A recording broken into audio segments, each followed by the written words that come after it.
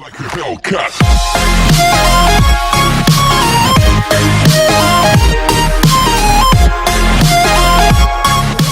ഗോതമ്പ് ദോശയാണ് ഉണ്ടാക്കാൻ പോകുന്നത്. വളരെ ടേസ്റ്റി ആയിട്ടുള്ളൊരു ഗോതമ്പ് ദോശ. അതിനുവേണ്ടി ഞാൻ ഒരു 2 കപ്പ് ഗോതമ്പ് പൊടി എടുത്തിട്ടുണ്ട്. അപ്പൊ അതിലേക്ക് ആവശ്യത്തിനുള്ള ഉപ്പ്, അതായത് 1 സ്പൂണ് ഉപ്പ്, അത് നമുക്ക് ചേർത്ത് കൊടുക്കാം. അത്രയും വേണ്ടി വരും. 1 സ്പൂണ് ഉപ്പ് ചേർത്ത് കൊടുത്തു. എന്നിട്ട് അപ്പൊ 1/2 ലിറ്റർ വെള്ളം എടുത്തിട്ടുണ്ട് ഞാനിവിടെ. അത് നമുക്ക് കുറേശ്ശെയായിട്ട് ഒഴിച്ചു കൊടുക്കാം. അപ്പൊ ആദ്യം നമുക്ക് ഈ ഉപ്പും ഗോതമ്പ് പൊടിയും കൂടെ നന്നായിട്ടൊന്ന് മിക്സ് ചെയ്ത് കൊടുക്കണം.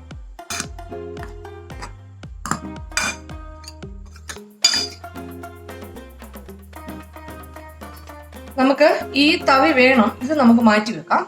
നമുക്കൊരു വിസ്കോ അല്ലെങ്കിൽ ഒരു കുഴിയില്ലാത്ത ഒരു തവിയോ അല്ലെങ്കിൽ ഒരു സ്പൂണോ വെച്ച് ഇളക്കുന്നതായിരിക്കും നല്ലത്.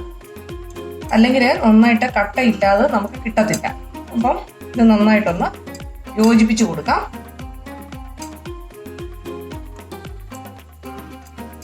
ഇനി നമുക്കിതിലേക്ക് കുറച്ച് വെള്ളം ആഡ് ചെയ്യാം.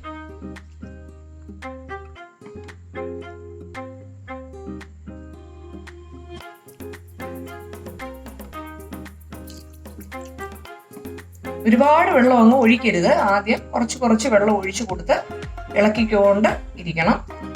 എന്നിട്ട് കട്ടയില്ലാതെ വേണം നമുക്ക് കിട്ടാൻ. എന്നാൽ ഒരുപാട് ലൂസും ആവരുത്.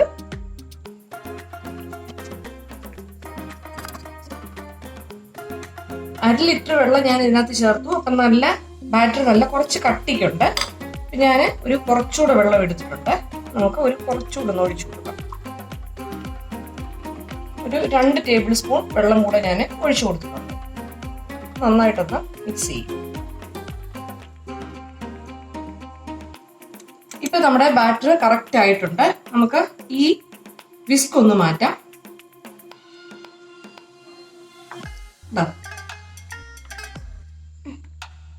നമുക്ക് വേണ്ടത് ഇത്രയും മതി. ഇനി നമുക്ക് ഇതങ്ങോട്ട് മാറ്റി വെക്കാം. ഇനി ഞാൻ സ്റ്റൗ ഓൺ ആക്കിയിട്ട് ഒരു പാൻ വെച്ചിട്ടുണ്ട്. അതിലേക്ക് കുറച്ച് സൺഫ്ലവർ ഓയിൽ നമുക്ക് ഒഴിച്ചു കൊടുക്കാം. ഒരു 2 ടേബിൾ സ്പൂണ് സൺഫ്ലവർ ഓയിൽ ഒഴിച്ചു കൊടുത്തിട്ടുണ്ട്. ഇത് നന്നായിട്ട് ചൂടായി വന്നതിന് ശേഷം നമുക്ക് അല്പം ചെറിയ ജീരകം ഇടാം. ഒരു 1/2 സ്പൂണ് ചെറിയ ജീരകം ഇട്ട് കൊടുക്കാം.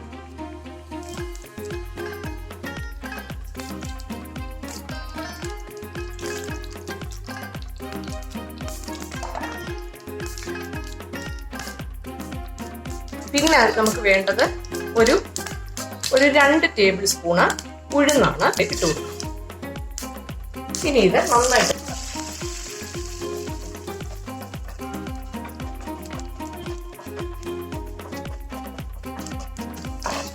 ഇങ്ങനെ നിങ്ങൾ ചെയ്ത് ദോശ ഉണ്ടാക്കിയിട്ടില്ല എങ്കിൽ നിങ്ങൾ തീർച്ചയായിട്ടും ഒന്ന് ട്രൈ ചെയ്ത് നോക്കണം. എല്ലാവർക്കും ഇഷ്ടപ്പെടും. നല്ല ഒരു ടേസ്റ്റ് ആണ്. പിന്നെ നമുക്ക് ഇതിലേക്ക് വേണ്ടത് അല്പം ഇഞ്ചി ചതച്ചോ അല്ലെങ്കിൽ അരിഞ്ഞോ ഇടാം. ഒരു 3 വെളുത്തുള്ളി ചെറുതായിട്ട് കൊത്തി അരിഞ്ഞാണ്, അതും കൂടെ ഇട്ട് കൊടുക്കാം. അതുകൂടെ നന്നായിട്ടൊന്ന് ഇളക്കി കൊടുക്കാം. ഇത് നന്നായിട്ടൊന്ന് മൂത്ത് വന്നിട്ടുണ്ട്. ഇനി നമുക്ക് ഇതിലേക്ക് പച്ചമുളക്, പിന്നെ നമ്മൾ ചെറുതായിട്ട് അരിഞ്ഞു വെച്ചിരിക്കുന്ന സവാള, ചെറിയ പീസായിട്ടാണ് ഞാൻ അരിഞ്ഞിരിക്കുന്നത്. കൊത്തി അരിഞ്ഞു വെച്ചേക്കുന്നതാണ് കുഞ്ഞായിട്ട്. അപ്പൊ നമുക്ക് അതുകൂടെ ഇതിലേക്ക് ചേർത്ത് കൊടുക്കാം.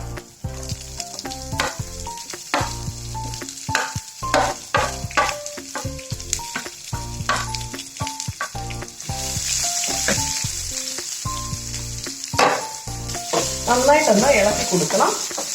ഒരുപാട് അങ്ങ് ബ്രൗൺ കളർ ആവുകയൊന്നും വേണ്ട. ജസ്റ്റ് ഒന്ന് വഴന്ന് വന്നാൽ മതി. ഒന്ന് ഇളക്കി കൊടുക്കാം.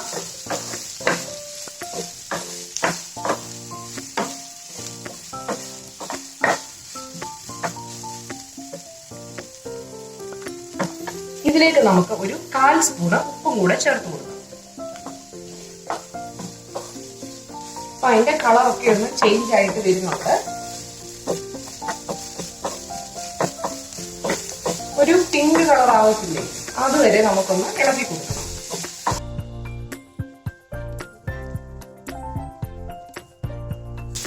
അപ്പൊ ഇത് നന്നായിട്ടൊന്ന് അതിന്റെ ഒരു ജസ്റ്റ് പച്ചമണമൊക്കെ ഒന്ന് മാറി അതിന്റെ ഒരു പിങ്ക് കളർ ആവത്തില്ലേ, ആ പരുവമായിട്ടുണ്ട്. ഇനി നമുക്കിതിലേക്ക് കുറച്ച് തേങ്ങ ഞാൻ ചിരകി വെച്ചിട്ടുണ്ട്, അതും കൂടെ നമുക്ക് ഇതിലേക്ക് ചേർത്ത് കൊടുക്കും.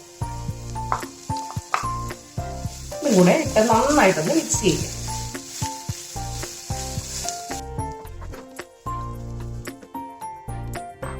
തേങ്ങയും കൂടെ ഇട്ട് കഴിഞ്ഞാൽ 1 മിനിറ്റ് കഴിയുമ്പോൾ നമുക്ക് സ്റ്റൗ ഓഫ് ചെയ്യണം. കാരണം തേങ്ങയുടെ കളറൊന്നും മാറിപ്പോകരുത്. ജസ്റ്റ് ഒന്ന് ചൂടായാൽ മാത്രം മതി.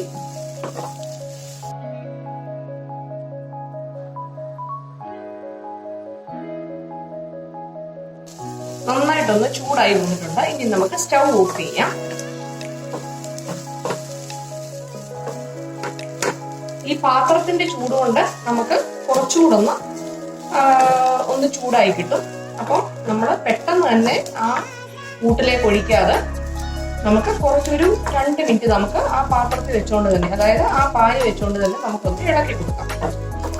അപ്പം ഈ മിക്സ് ചെറുതായിട്ട് അതിന്റെ വലിയ ചൂടൊക്കെ ഒന്ന് മാറി വന്നിട്ടുണ്ട്. നമുക്കിനി ഈ മിക്സ് ഈ കൂട്ടിലേക്ക് ഇട്ട് കൊടുക്കാം.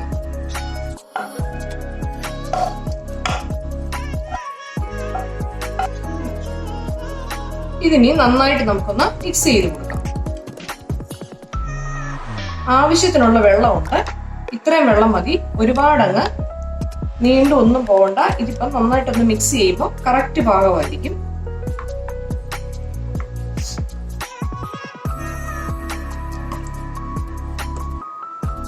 ഇത് നന്നായിട്ടൊന്ന് മിക്സ് ആയി വന്നിട്ടുണ്ട്. ഇനി നമുക്ക് ഇതിലേക്ക് കുറച്ച് മല്ലിയിലയും കൂടെ ഇട്ടു.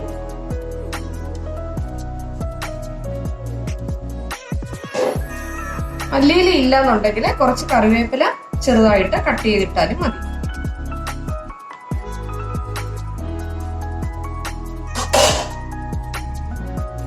ഇത് നന്നായിട്ടൊന്ന് മിക്സ് ചെയ്ത് വന്നിട്ടുണ്ട്. അപ്പം ഈ സമയത്ത് നമുക്ക് ഉപ്പൊക്കെ ഒന്ന് നോക്കണം, പാകമാണോ എന്ന്. ഇപ്പൊ എനിക്കിതിപ്പോ കറക്റ്റ് ആയിട്ട് വന്നിട്ടുണ്ട്. അപ്പൊ ഇനി നമുക്ക് ഒരു പാന് അടുപ്പത്ത് വെച്ച് കൊടുക്കാം. ഒരു പാൻ നമ്മൾ ചൂടാക്കാനായിട്ട് വെച്ചിട്ടുണ്ട്. ഇനി നമുക്ക് അതിലേക്ക് കുറച്ച് ബട്ടർ ഒന്ന് തേച്ച് കൊടുക്കാം.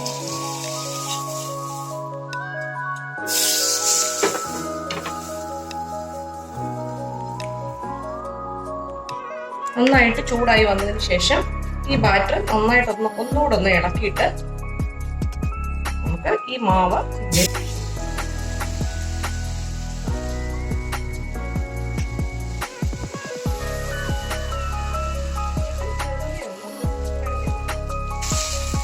ഒരുപാട് കട്ടി നമുക്ക് വേണ്ട.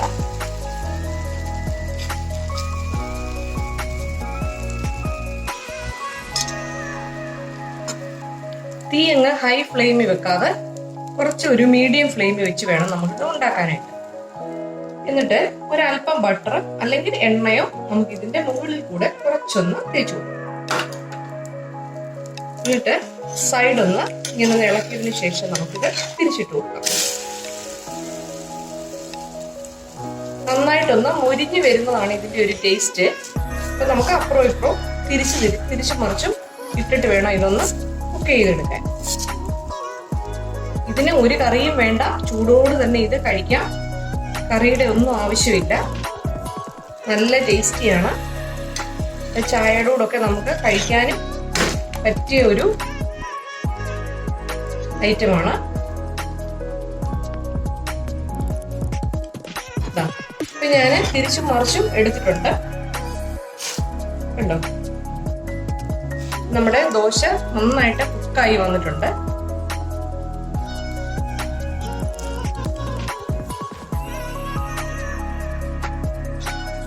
ഇത് നമുക്കിനി പ്ലേറ്റിലേക്ക് മാറ്റാം.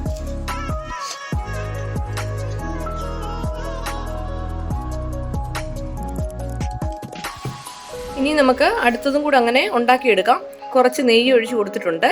നെയ്യോ എണ്ണ എന്തെങ്കിലും ഒഴിക്കാം. അത് കഴിഞ്ഞിട്ട് നമുക്ക് ബാറ്റർ ഒഴിച്ചിട്ട് നമുക്ക് ഉണ്ടാക്കിയെടുക്കാം. അങ്ങനെ എല്ലാം നമുക്ക് ചുട്ടെടുക്കാം. ദോശയെല്ലാം ഉണ്ടാക്കിയെടുത്തിട്ടുണ്ട്.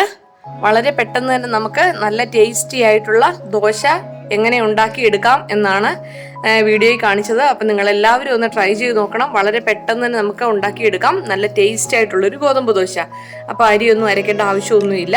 പെട്ടെന്ന് തന്നെ നമുക്ക് കറിയൊന്നും ഇല്ലെങ്കിലും ചൂടോട് തന്നെ നമുക്ക് കഴിക്കാം. അപ്പോൾ എല്ലാവരും ഇത് ട്രൈ ചെയ്ത് നോക്കണം. ചാനൽ ആദ്യമായിട്ടാണ് നിങ്ങൾ കാണുന്നതെങ്കിൽ സബ്സ്ക്രൈബ് ചെയ്യണം. തൊട്ടടുത്തുള്ള ഒരു കൊച്ചു ബെല്ലൈക്കണും കൂടെ ഒന്ന് എനേബിൾ ചെയ്താൽ ഞാനിടുന്ന എല്ലാ വീഡിയോസും നിങ്ങൾക്ക് നോട്ടിഫിക്കേഷനായിട്ട് ലഭിക്കുന്നതായിരിക്കും. പുതിയൊരു വീഡിയോയുമായിട്ട് വരുന്നതുവരെ ടിൽ ദെൻ ബൈ ബൈ.